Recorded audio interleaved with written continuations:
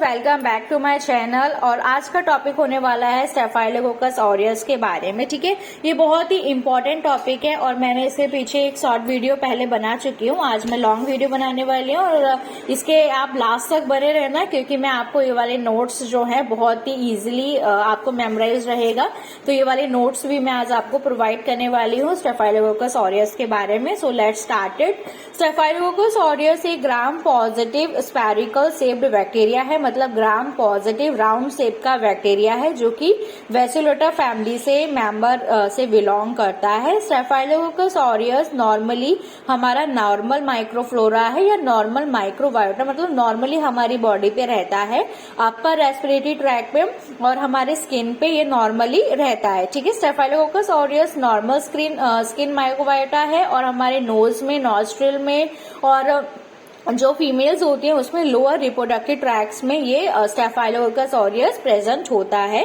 Staphylococcus aureus वैसे तो normally present होता है, बट समटाइम्स इम्यूनियो कॉम्प्रोमाइज जो पेशेंट होते हैं या जिनकी इम्यूनिटी वीक होती है या फिर जो हॉस्पिटल में जिनका ट्रीटमेंट या इन्फेक्शन चलता है उसको ये इन्फेक्शन कर सकते हैं।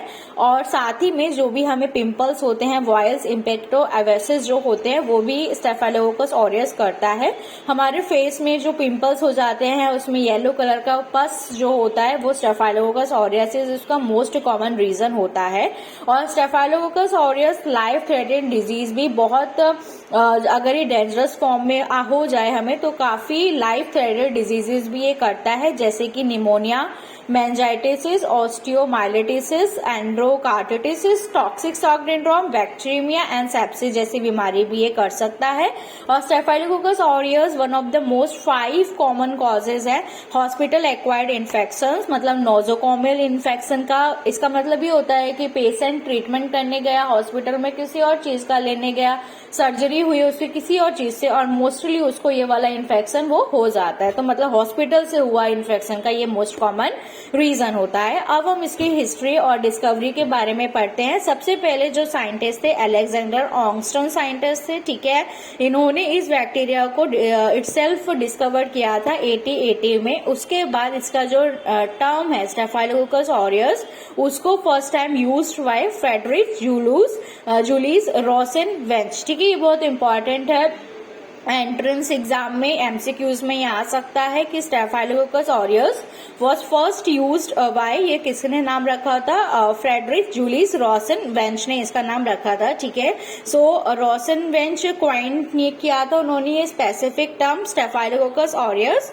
और ऑंगस्ट्रॉम ने इसको डिस्कवर किया था। अब मैं आप इसकी माइक्रोबायोलॉजी पढ़ाऊंगी। सबसे पहले आप ये देखिए कि हमें माइक्रोस्कोप के अंदर अब ये कलर नहीं है बट ये आपको राउंड राउंड जो आपको दिख रहे हैं ये क्या होता है, स्टेफाइलोकोकस ऑरियस ऐसे दिखाई देते हैं। क्लस्टर्ड में जनरली आप इस पे फोकस करिए कि क्लस्टर्ड में हमें दिखाई देते हैं और ये पर्पल कलर के दिखाई देते हैं।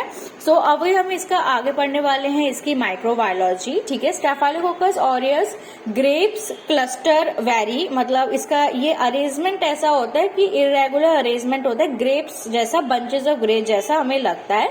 ये फैकल्टेटिव एनारोबिक होता है। ठीक है, ग्राम पॉजिटिव है इसलिए इसके ऊपर थिक पेप्टिडोग्लाइकेन की लेयर होती है।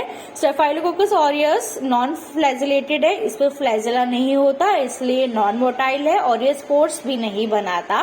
Staphylococcus aureus grapes like clusters बनाते हैं, मैं ऑलरेडी आपको बता चुकी हूँ।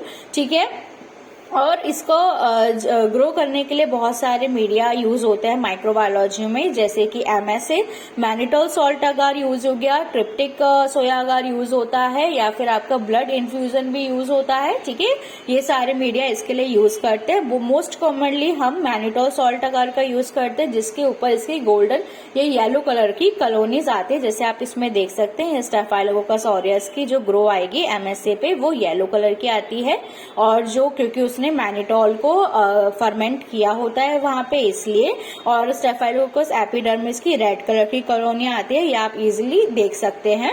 ओके, येलो कलर की कॉलोनियां आती है स्टेफाइलोकोकस ऑरियस की MSA मैनिटोल सॉल्ट अगार के प्लेट पे। ठीक है, तो अब बायोकेमिकल की बात करते हैं तो स्टेफाइलोकोकस ऑरियस कैटालेज पॉजिटिव होता है, कोगुलेज पॉजिटिव होता है, लेकिन सारे स्टेफाइलोकोकस ऑरियस कोगुलेज पॉजिटिव नहीं होते हैं। तो कैटालेज पॉजिटिव होता है और कोगुलेज पॉजिटिव होता है। हमारे हेल्थ में अगर इसके रोल की बात करते हैं तो नॉर्मली ये वैसे तो हमारा नॉर्मल माइक्रोबायोटा है, लेकिन स्टेफाइलोकोकस ऑरियस इन्फेक्शन स्प्रेड करता है। अगर किसी इन्फेक्टेड पर्सन के पस से अगर कोई भी हेल्दी इंडिविजुअल जो है वो उसके आ जाए कांटेक्ट में तो उसको भी इन्फेक्शन होने के चांसेस होते हैं। ठीक है, स्किन इन्फेक्शन है, आप ये देख सकते हैं कि ये फेस है तो ये जो ऐसे बहुत सारे पिंपल्स बॉयल्स जैसे हो जाते हैं, ये स्टेफाइलोकोकस ऑरियस के वजह से होता है। इन्फेक्टेड पर्सन के टॉवल, सीट, क्लोथिंग यूज करने से भी हेल्दी इंडिविजुअल में इसका ट्रांसफर हो जाता है। जो भी स्किन इन्फेक्शन होता है मोस्ट कॉमन वो स्टेफाइलोकोकस ऑरियस करता है। स्टेफाइलोकोकस ऑरियस फूड पॉइजनिंग के लिए भी रिस्पॉन्सिबल है। साथ में जो कॉमन कॉज होता है मेजर बोन या ज्वाइंट इन्फेक्शन, आर्थराइटिस जो होता है उसमें, या फिर जो ज्वाइंट रिप्लेसमेंट सर्जरी है उसके बाद भी स्टेफाइलोकोकस ऑरियस का इन्फेक्शन मोस्ट कॉमन हो जाता है, जिसको हम ऑस्टियोमाइलिटिस बोलते हैं। जैसे कि आप ये नॉर्मल बोन देख सकते हैं और इसके बाद ऑस्टियोमाइलिटिस में इस साइड पे स्टेफाइलोकोकस का, ये स्टेफाइलोकोकस है राउंड, ठीक है, इसका इन्फेक्शन हो गया तो ये आपको ऑस्टियोमाइलिटिस की प्रॉब्लम हो गई। साथ में स्टेफाइलोकोकस ऑरियस लीडिंग कोज है ब्लड स्ट्रीम में, मतलब पूरे ब्लड में ये फैल जाता है इसका बैक्टीरिया, तो वो सेप्सिस या बैक्टीरिया भी कर सकता है। साथ ही साथ में स्टेफाइलोकोकस कैटल्स को, डॉग्स को भी इन्फेक्शन देता है। स्टेफाइलोकोकस ऑरियस के पास बहुत सारे वर्ल्डवेंस फैक्टर्स आते हैं। वर्ल्डवेंस मतलब होता है कि जिससे बीमारी फैल सकते हैं, जिससे वो डिजीज या इन्फेक्शन कर सकता है, तो उसके पास एंजाइम्स होते हैं। स्टेफाइलोकोकस ऑरियस के पास कोगुलेज एंजाइम होता है, हाइलो यूरोनेज एंजाइम्स होता है, साथ में उसके साथ बहुत सारे टॉक्सिन्स भी होते हैं, जैसे एक्सोटॉक्सिन्स हो गया, एंटीरोटॉक्सिन्स हो गया। अगर इसको हमें डायग्नोस करता है लैब के अंदर तो सिंपली सबसे पहले इसको हम MSA पे ग्रो कराते हैं, मैनिटोल सॉल्ट अगार पे। मैनिटोल सॉल्ट अगार पे येलो कलर की कॉलोनी इसमें हमारी दिखाई देती है क्योंकि मैनिटोल का फर्मेंटेशन वहां पे हो चुका होता है। फर्दर मोर आप इसको कैटलेज टेस्ट कर सकते हैं क्योंकि ये कैटलेज पॉजिटिव है, कोगुलेज पॉजिटिव टेस्ट कर सकते हैं, डीएनएज टेस्ट कर सकते हैं, लाइपेज टेस्ट कर सकते हैं और फॉस्फेटेज टेस्ट कर सकते हैं, जिससे ये कंफर्म हो जाएगा कि ये इन्फेक्शन स्टेफाइलोकोकस की वजह से हुआ है। साथ में बायोकेमिकल टेस्ट के भी बहुत सारे टेस्ट होते हैं, PCR आप ये सब कर सकते हैं। इसकी ट्रीटमेंट की बात करें तो नॉर्मली सबसे पहले इसको पेनिसिलिन से ट्रीट कर दिया जाता था तो ये ठीक हो भी जाता था, लेकिन अभी मैथिलिन रेजिस्टेंट स्टेफाइलोकोकस MRS से आ चुका है, मतलब स्टेफाइलोकोकस जो ऑरियस है वो रजिस्ट कर चुका है पेनिसिलिन से, और इसका एक वेरिएंस आ गया है जो कि है मैथिलिन रेजिस्टेंट स्टेफाइलोकोकस ऑरियस। तो इस पे पेनिसिलिन का कोई भी इफेक्ट नहीं पड़ता है क्योंकि अब जो स्टेफाइलोकोकस ऑरियस है वो मोर रजिस्ट कर चुका है बीटा लैक्टम एंटीबायोटिक्स का। तो अभी बैंकोमाइसिन का यूज किया जाता है, लेकिन कुछ टाइम बाद शायद बैंकोमाइसिन के लिए भी स्टेफाइलोकोकस ऑरियस ज्यादा रजिस्ट कर जाए, ठीक है। और माइनर स्किन इन्फेक्शन है तो ट्रिपल एंटीबायोटिक ऑर्नामेंट को डॉक्टर रिकमेंड करते हैं। ट्रिपल एंटीबायोटिक ऑर्नामेंट मतलब उसमें आता है न्यूमाइसिन, पॉलीमैक्सिन बी और बैक्टीरियोट्राइसिन का ट्रिपल एंटीबायोटिक ऑर्नामेंट को डॉक्टर जानने रिकमेंडेड करते हैं। अब हम इसको समराइज्ड वे में याद कर लेते हैं कि नॉर्मली स्टेफाइलोकोकस मैमालियन बॉडी सरफेस पे, हमारी बॉडी सरफेस के, मैमल्स के बॉडी सरफेस पे और नॉस्ट्रिल में प्रेजेंट होता है। इसकी मॉर्फोलॉजी ये है कि ये ग्राम पॉजिटिव है, इररेगुलर क्लस्टर ऑफ सेल्स में प्रेजेंट होता है, ग्रेप्स लाइक हमको दिखाई देता है क्योंकि ये इररेगुलरली अटैच्ड होता है। सेल वॉल इसकी थिक पेप्टिडोग्लाइकेन की होती है क्योंकि ये ग्राम पॉजिटिव है।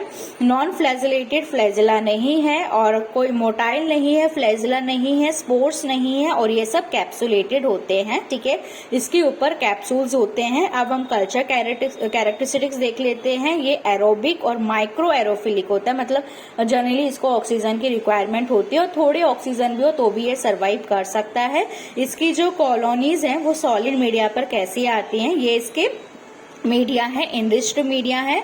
मैनिटोल सॉल्ट अगर MSA मीडिया पे ये साइनी येलो या गोल्डन कलर की कॉलोनियां आती है। ट्रिप्टिक सोया अगार पे सर्कुलर कॉन्वेक्स कॉलोनियां आती है। जो ब्लड अगार होता है उस पे बीटा हीमोलाइसिस को शो करता है। ब्रेन हार्ट इन्फ्यूजन अगार पे येलो पिगमेंटेड कॉलोनीज इसकी आती है। अब इसका biochemical test, how we confirm it, so ये कैटलेज पॉजिटिव है, ऑक्सीडेज नेगेटिव है, कोगुलेज पॉजिटिव है, इंडोल नेगेटिव है, गैस फॉर्मेशन नहीं करता, नेगेटिव नेगेटिव है, हाइड्रोजन सल्फाइड भी नेगेटिव है, मिथाइल रेड पॉजिटिव है और ये बीपी जो है वो पॉजिटिव है, नाइट्रेट रिडक्शन पॉजिटिव है, ठीक है। जिलेटिन का हाइड्रोलाइसिस पॉजिटिव है, बीटा हिमोलाइसिस पॉजिटिव करता है, सिट्रेट पॉजिटिव है, मोटिलिटी नेगेटिव है, पीवाईआर नेगेटिव है और यूरेस पॉजिटिव है। तो ये इसकी कैरेक्टरिस्टिक्स होती हैं। अब हम इसके वर्ल्डवेंस फैक्टर्स के बारे में, इसके वर्ल्डवेंस फैक्टर्स में मतलब जिससे इसके पास इन्फेक्शन और डिजीज करने की पावर आती है, उसमें सेल वॉल के कंपोनेंट में पॉलीसेकेराइड का कैप्सूल आता है, थिक पेप्टिडोग्लाइकेन की लेयर है, teichoic acid, protein A present है, फाइब्रोनेक्टिन बाइंडिंग प्रोटीन प्रेजेंट है और क्लम्पिंग फैक्टर प्रेजेंट है। एंजाइम्स कौन से वर्ल्डवेंस फैक्टर्स में आते हैं, तो कैटेलेज, कॉगुलेज, हाइलोयूरिडिनेज जो एक स्प्रेडिंग फैक्टर है, staphylokinase, proteinase, lipase, beta lactamase etcetera. और टॉक्सिन्स इसके पास कौन कौन से, एक्सोटॉक्सिन, एक्सफोलिएटिव टॉक्सिन, एंटीरोटॉक्सिन और टॉक्सिक सिंड्रोम। क्लिनिकल फीचर में मैं आपको ऑलरेडी बता चुकी हूँ कि localise skin infection, pneumonia, deep ये स्किन इन्फेक्शन करता है और जनरली डीप स्किन इन्फेक्शन भी करता है। नोजोकॉमियल मतलब hospital acquired infection, acute endocarditis, gastro problem भी करता है, फूड पॉइजनिंग या ब्लड के साथ मिलकर ये स्पेक्टिसीमिया भी करता है। लेबोरेटरी में आप इसको